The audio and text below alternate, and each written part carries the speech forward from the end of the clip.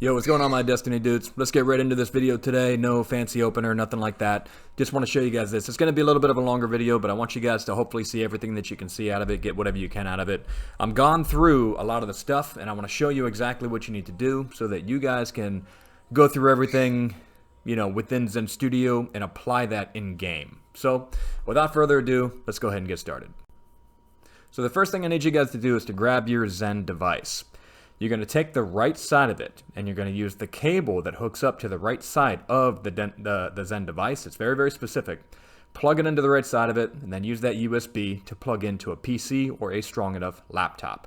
This is the screen that you're going to see immediately. When it's plugged in, here's what it looks like from there. Then after that, we're going to go to this screen, and I'm going to walk you through it from here.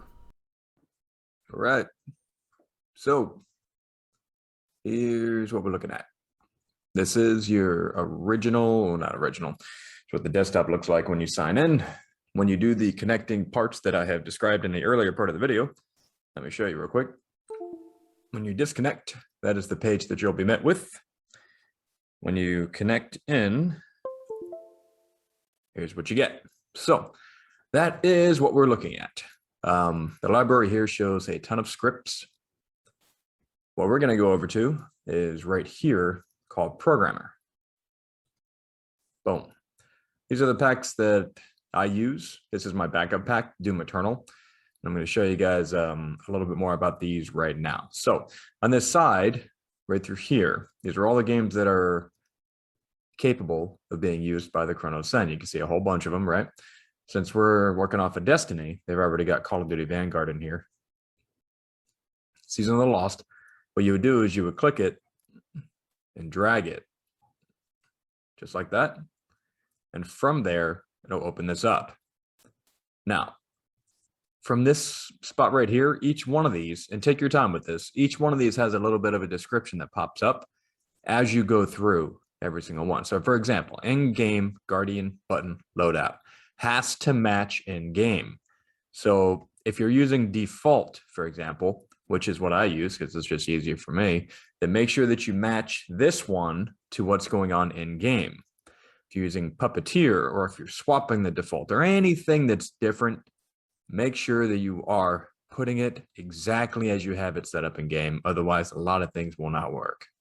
So that's button layout. For Xbox, the A, B, X, all that. Stick layout between left and right. So however you decide to do that. And then slot number, you can enable this or not. I don't know what that is, to be honest with you. I block in-game rumble. I don't use it. But if you do happen to have it on, make sure that you put it on in the Cronus Zen as well as on your game, in your game.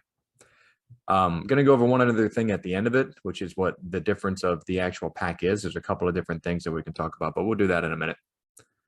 So right here is one of the big settings that we all use, right? You've got anti-recoil. It's disabled right now, so it'll help give you the advantage, like it says, right? If you use your mouse, or your controller inverted like I do, then make sure that you put this enabled as inverted, and that's how I use mine. So if you guys are using it, then great. If you don't, all you got to do is hit enabled. So I'm putting inverted right there. Now I usually start off with my weaponry around the 40 mark, because I found that 40 to 45 helps out a lot with recoil for most weapons. I don't really adjust horizontally. If you need to adjust that, you can do that in game. Most weapons don't really need it unless you're being super picky. Okay, but I don't feel like this needs it much. And I play around with weapons and loadouts way too often for me to worry about the horizontal. But that is something that can be tested. You guys can, if you have one gun that you just really seriously enjoy, then yeah, man, take your adjustable horizontal recoil and go nuts. Moving it to the left is going to take away some of the shot to the left. Moving it to the right is going to take away some of the shot to the right, all while keeping everything more centered. Now, secondary anti-recoil, same thing, inverted. If you got, let's say, a pulse rifle in the secondary slot, and you use whatever you're using in the primary spot, then yeah, you can have one enabled and the other disabled, and you can do that in game. I keep both of these anti-recoil wise around 45 to get started. Now I don't touch the heavy. Don't feel like you need to. It's a rocket launcher needs it, and I think you're all right. So here's the aim assist. I don't usually go for a specific aim assist, to be totally honest with you guys. I usually put these at about half values, or I leave them right here. The game pack developer was saying that these are preset at these values on purpose. So these values are optimized basically for the general use of the guns in the game. So that's good. And again, if you need to learn what this is and what it does, it'll give you the definition of it right there. It gives you that little shake pattern that you see. And that right there allows your right thumbstick to, find the target basically a little bit. It's not finding it for you or anything like that. It's just giving you a little bit of help.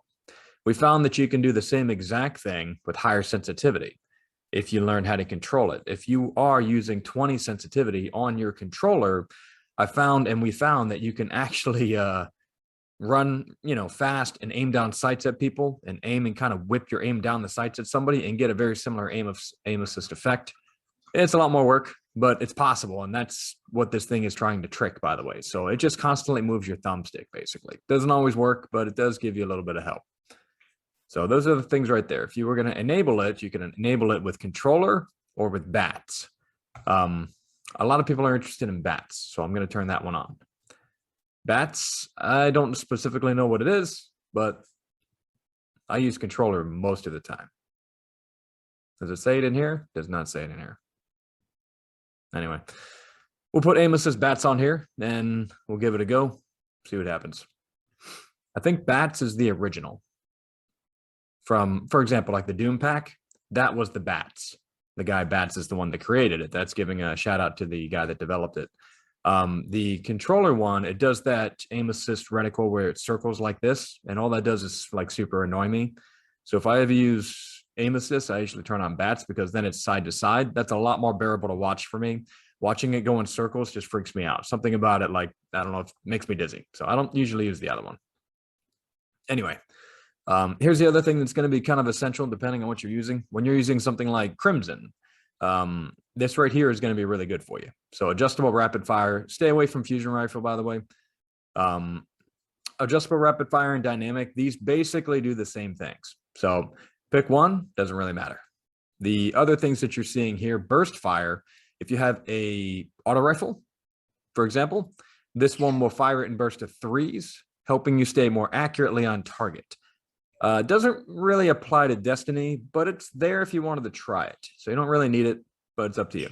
You can also make a custom adjustment or custom value, but this one should be fine. Adjustable rapid fire. The goal of it is to get like a pulse rifle or a hand cannon to fire fully automatically without you having to rapidly pull the controller. So that's all this is doing. Rounds per minute, you could put it, I usually put it at 8, but for custom holds, don't worry about that. Don't need to do anything with it. Same thing with this one. If you want rapid fire on and off, this really depends. If you're using something when you're in game that is a pulse rifle in the secondary spot, then this is a good idea. If you got like darkest before, then turn on rapid fire and adjust as you go to what you need for it. But if you're using like an auto rifle or something like that in the secondary spot, you want to turn this off. And you can do that in game with your Zen device. And we're going to talk about that in a minute too, by the way, because this thing will help you figure that out. Don't really need it for heavy, so we're going to leave that one turned off. Now, this is a big one. There's 2 different ones here that we need to talk about for the last word. Now, I know this video is about Thorn, but the last word also has this. Fire mod activator, all right? So the mod is active, fire instantly, doesn't matter if you aim down sights, that's what ADS means, aim down sights, okay? Now you can choose what you want. If you fire only, the ADS blocks the mod, it'd be for hip fire only, you can also do that. And then this down here, if you on fire, doesn't matter what you're doing, it just basically activates. These 2 being active should help you control recoil and have rapid fire enabled so that the last word can get anti-recoil on it. That's what I found when I was doing it. So the other ones, this one's really cool. You basically hold down melee and it just as fast as it can do it, it does it. Kind of like rapid fire does for the pulse rifles. This does the same type of thing for melee. Auto reload, stay away from that one. Easy super, that's really up to you guys. The easy super is not bad. It's just I have an emote there, so it doesn't work for me. Quick swap doesn't work anymore. Not that I'm aware of anyway. AFK mode, I know a lot of guys have been doing that, but if you're doing that, then good for you. I don't really do it. This one's really cool. Always on, press sensitive, and slider. I'm not sure what slider is, by the way. That's a new one, but something we'll test out, I guess. Auto slide is just what you've been looking for. Slide will make you constantly slide if you left stick and press 90%. So basically, it'll make you slide if you left stick forward. So I don't know about that, man. That's pretty interesting. Hey, something to try out, I guess. Hair triggers. Now, I've got the Xbox Elite controller, so I don't really need this. But if you got a regular controller, this might be a really good thing for you to have. So you'd pull down just a little bit on the pressure, and it would activate it 100% of the time. So that's really cool. All right, so that is that. That's all the configurations right there. Just a quick little walkthrough of all these and quick settings. You don't really need too much, especially for Destiny. And I tend to keep it general like this so I can kind of fix it on the go. That way, when I'm in a game, then it's just a little easier for me to adjust on the go here since everything's at a basic setting and I can fine tune it when I'm in the game. Now, what I wanted to talk to you about, this little button right there, Open Destiny 2 Manual. My screen sharing won't show you that, but if you open that, what it's going to do is it's going to show you a lot of the instructions for how to do the Zen when you're in game. So you don't always have to come back to hook up to your computer. If you guys are interested in the Doom Eternal, let me show you that real quick. Excuse me. Uh-oh. It's not working. All right, let's hit the save button, see what happens. That might be on my end. All right, we're going to save it and see if we can go back to it. Doom Eternal is what the Destiny 2 pack used to be. Now, Destiny 2, because it got more popular, won't mention any names, who's responsible for that. Doom Eternal is the original one. It's got the original everything. So it's got the rapid fire. It's got kind of the basics, but a little bit more. There's another one called Mods for Beginners. All right, so success. Right here. There it is. For some reason, it made me click on the 3 instead of the other thing. So this is kind of the basic one, right? So you see really simple stuff. I use this one all the time, by the way, because I like it. Now, it's got one active fire mod. You can't, if you're putting this thing on, it's going to work for both primary and secondary, no matter what. So you either have to have this on or off. But auto chainsaw in Destiny, huh? Anyway, so that's it, guys. I'm going to show you some testing right now, and we will go through some gameplay footage next too. All right, so here's the final specifics for the Thorn hand cannon. You want rapid fire enabled at anti-recoil at 58, effective for the controller sensitivity between 4 through 9. The BAT's aim assist is at half values or preset, and max effective range is about 35 before you start losing any real numbers. All right, so now we're using the Thorn hand cannon. That's the one that we're going to test. The Thorn is a 140 round per minute exotic hand cannon, and I honestly forget how you get it. This is without the Zen being on. See, it shoots mostly vertical. Now, turning the Zen on with the settings we had worked with before, 45 wasn't enough. This is at 55. So you saw from there, it is pretty decent, pretty straight. Now, with the character model, from a previous video, we kind of determined that it doesn't hold, even with anti-recoil on the head, even if you have it down at 55, which was better when you saw against the wall right there. At 55, you saw that it shot very, very straight with rapid fire, anti-recoil. But when it comes to the character model, because of bullet magnetism and how things work with Destiny, it does not work the same way. So you do have to increase your anti-recoil a little bit. And now I'm also trying to test out a bit of range here. So you'll see I'm about 42 meters out. The spot that I found with range with the Thorn hand cannon is around the 30 to 32 mark before you start to get some really crazy drop off. So you're going to see me test that out real quick. With anti-recoil right now, I bumped it up to 58 for the Thorn, and I have my controller sensitivity at 5, and I'm going to put all these settings in the somewhere on screen. You'll see it. You'll see that it has a little bit more effectiveness when you are closer, right? And at this particular range is when I found it to be the most effective with the consistency. And that's what you want with your hand cannons, consistency. I hope you guys enjoyed this video. I've got some gameplay video coming up next of me using the Thorn, just randomly, pub match. I think I got a trials match in there somewhere. Thorn isn't one of my favorite hand cams or anything like that. I'm not that good with it, to be completely transparent. So the gameplay video that you guys are seeing, it's decent. It's what I could get in like the last, hour or so of me recording all this. But it does good work. And if you guys are good with the Thorn, then yeah, have at it, man. Go wild. That's it. Hopefully you enjoy the rest of the gameplay video. If you guys got any questions, leave them in the comment section below. If you need help, join our Discord.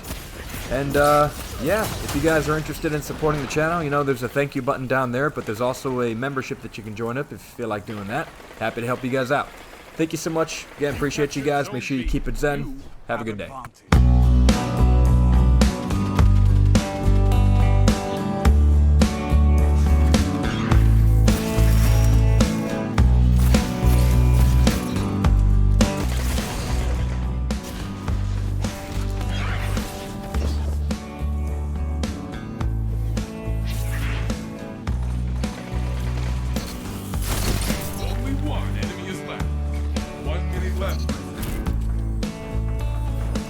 Grenade, punch, bullet, got it.